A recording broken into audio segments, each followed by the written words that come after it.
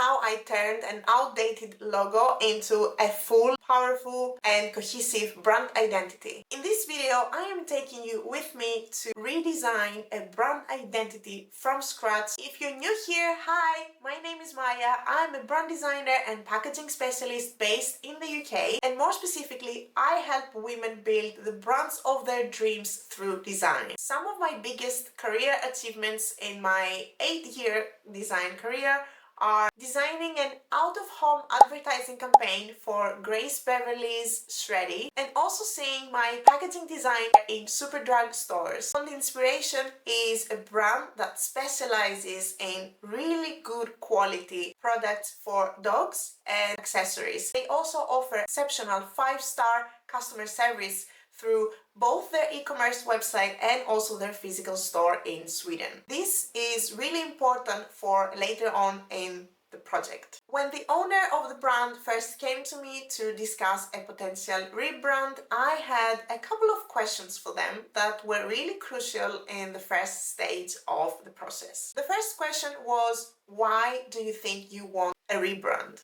To this question, the client responded by saying that they really wanted to refresh and elevate their existing brand. They felt that their current logo was quite outdated and also pretty detailed for what they wanted. They really wanted something minimal, elegant, premium and high quality that also aligns with the brand's values. Another thing that the client mentioned on their first answer was the fact that they never really had a full brand identity. They only just had a logo that they were using everywhere, but they never had specific typography or even a color palette. My second question to them was, what do you really love about your current brand? And what they mentioned was, they really like the use of a serif font on their logo, which I totally agree with, and that they really like the fact that the logo includes a dog's head. My third and final initial question to them was, what are your future plans? Now, I will not reveal their future plans in this video just because they haven't announced anything, so I really don't want to spoil it for them,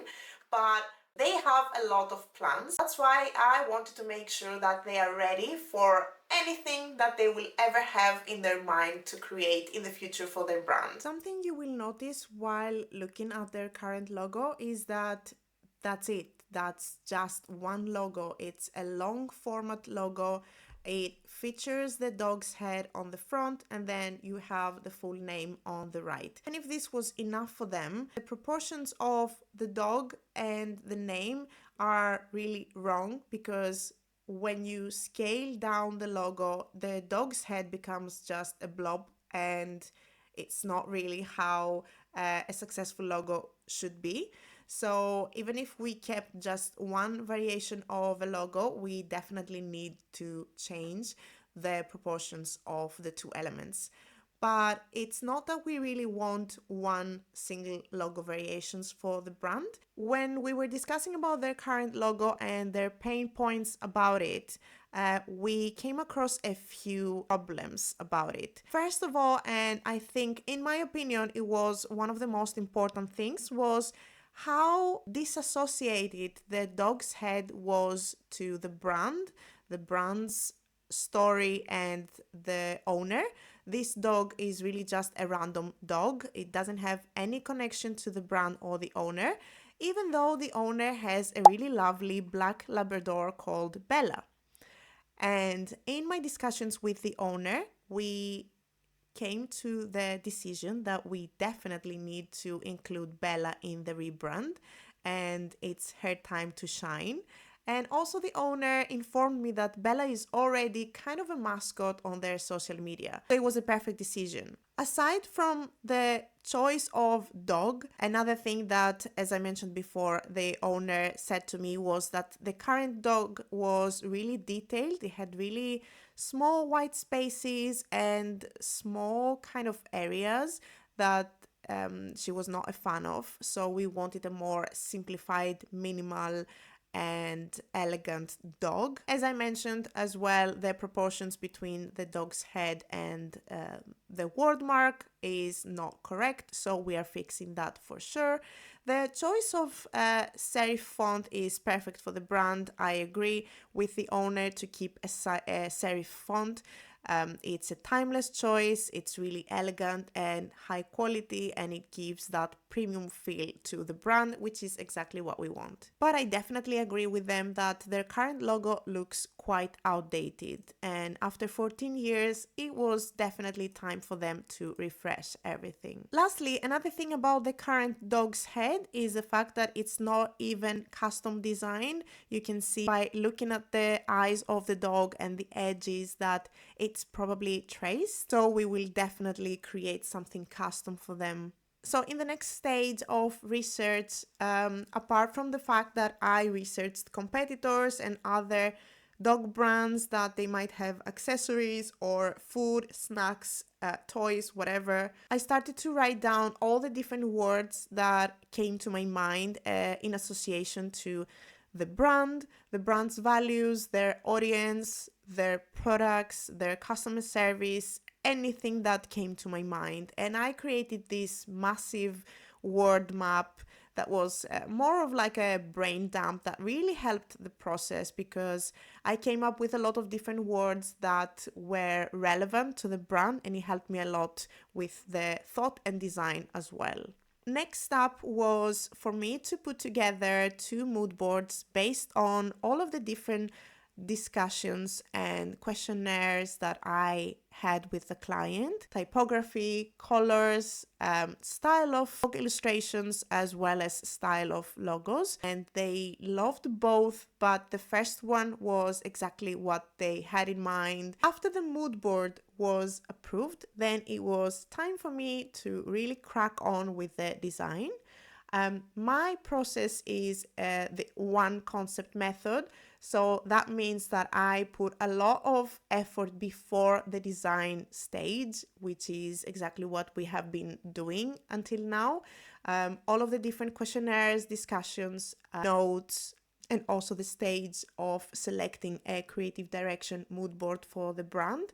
All of this helps me a lot to dive in and understand all of the problems that I need to solve with the brand identity. So in the design stage, I usually start with the typography. I want to make sure that I find a typeface that I can either just choose the typeface or customize it. And at this point, I wasn't sure if I will customize it or if I would leave it as is. It really depended on the typeface I would find and fall in love with and feel like it's exactly what the client needs. However, in this project, I was very conscious of the fact that I am not an illustrator. So I wanted to make sure that I can draw Bella. I traced her with my drawing tablet from Huion, and it took a few tries until I managed to get to a point where I really liked it and it looked like a brand's mascot. And also I really wanted her to have enough detail so that it's visible what it is from afar, but it's not too detailed for the owner's liking. And after I finished with the illustration of the dog, then it was time for me to choose a typeface. I went through a lot of different typefaces, all of them were serif fonts, but I wanted to make sure that based on feedback I had on the mood board stage about the type of serif font that they were looking for, that's why I didn't really go into customizing the typeface, because I found this one and I really fell in love with it and I felt like it was the one. And that's also something that sparks inspiration as well. If you find the right typeface, then the design of the logo just flows.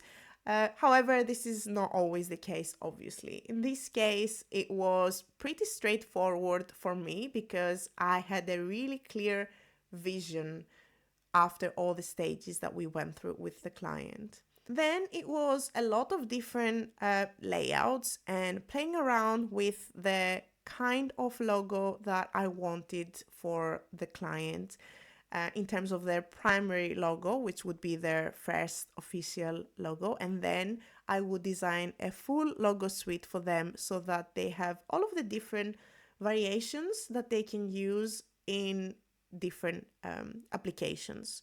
As I mentioned at the start of the video, the owners really have a lot of future plans in their minds. So I wanted to make sure that they are covered with all of the logo variations that they could need. And then my initial presented logos were including stars. And the thought behind the stars was the fact that I was reading all of their reviews about their website and their customer service in the physical store. And they were, almost all of them, I think, they were 5 stars. And the fact that the logo would have a mascot and then the typeface, I felt like the stars could really work with this kind of brand to translate the customer service that they are offering, as well as the really high quality products they are selling to their audience. And that's why my initial logo concepts were including the stars. So after the stage of presenting the brand identity with the color palettes and typeface that I had come up with, I had a discussion and I also received lots of really clear feedback, which again, I'm very grateful for because it doesn't happen very often. And the feedback was that they really love the brand identity, but the only thing they would change is the stars, only because even though they totally understand and agree with the fact that this goes back to their ratings, they felt like it was a bit more complicated and it included a bit more elements than their ideal logo. So they really wanted a more minimal design, which is fine because it was still the same principles and the same kind of concept. It was just without the stars, which is perfect. So what they asked from me was to remove the stars and adjust the logos to be suitable for them based on the feedback they gave me. And after a few days that I reworked on all of the logo variations to make sure that they work perfectly without stars, this is the presented brand identity that the client fell in love with, and I'm really happy about it.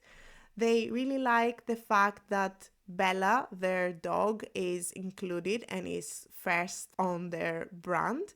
They also loved the color palette and they wanted to choose one of the logo and they wanted to choose one of the colors as their kind of brand color, which makes sense.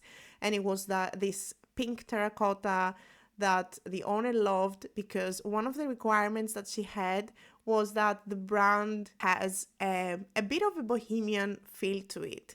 So that was my take on the bohemian feel to the brand, since we had all the different requests on the logo. And in my presentation, I also included lots of different types of mock-ups, for example, store signs, a bus stop ad, and also some product packaging, because without mock-ups, it's really hard for many people, and to be honest, most people, to actually visualize their future brand, and it helps them to understand exactly how the different types of logos that you are presenting to them for their logo suite will adapt to the individual applications. With the mockups, you have the opportunity to show to the client how the brand will look with all of the different applications of their brand, their colors, their logo, their typography. You can show them the web design or an app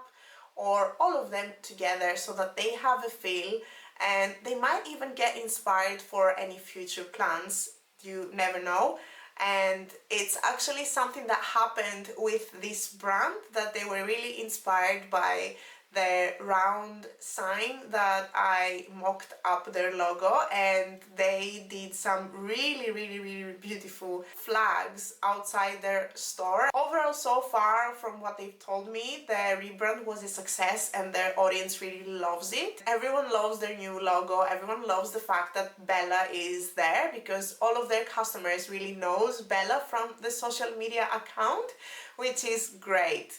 What we wanted to do with this rebrand was to solve some problems that the client had, and I am really happy that, first of all, the client is super happy about the rebrand, but also we have solved all of the different problems that they had, and now they have a fresh brand that still is associated with the previous brand, and it has this heritage feel to it because they are in business for 14 years. They were really successful already, but with this brand refresh, I think it will just add to the confidence they have as owners and as the brand. And it's also a really great segue for the future plans they have. Having a color palette together with all of the different logo variations that you might need for your brand. It really depends on the type of brand that you have. Not all of the brands need 7, 8 logo variations, as well as having a brand typography and all of the different things that you might need. I also included in my brand presentation a photography creative direction for them, so that they know that next time they want to do a photo shoot for their store or their staff, then they have a clear creative direction that matches their brand identity and their brand values. If you want to know more about brand identity, I have another video that's one of my first ones. I'm gonna put it here so you can see it very easily. If you have any questions about this project or another project, or if you even have an idea for a next video, please leave them in the comments down below. You can find my details in the description down below.